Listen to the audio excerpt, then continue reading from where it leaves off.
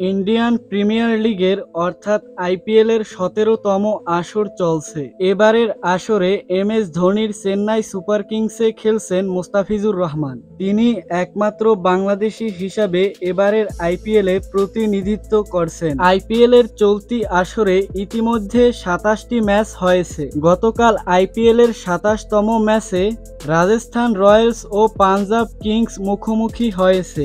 আর এই ম্যাচের আগেই জানা গেছে কোন ম্যাচের দর্শক জনপ্রিয়তা সবচেয়ে বেশি।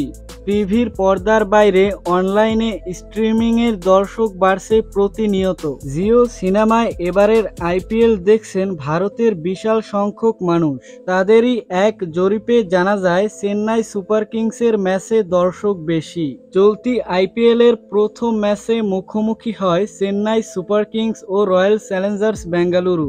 এখন পর্যন্ত সেই ম্যাচটি সবচেয়ে বেশি দর্শক দেখেছে। আইপিএল এর এই উদ্বোধনী ম্যাচটি দেখেছে ৩৮ কোটি দর্শক।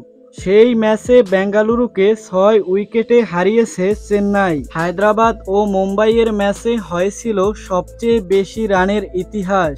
দর্শক সংখ্যার দিক থেকে এই ম্যাচও রেকর্ড হয়। সেই ম্যাচটি দেখেছেন ২৮ কোটি ৪০ লক্ষ দর্শক। তো দর্শক, ভিডিওটি সম্পর্কে আপনার মূল্যবান মতামত কমেন্টে লিখে জানাবেন। আর ক্রিকেট রিলেটেড যে কোনো আপডেট পেতে চ্যানেলটি সাবস্ক্রাইব করে পাশের বেল বাটনটি অন করে দিবেন। ধন্যবাদ।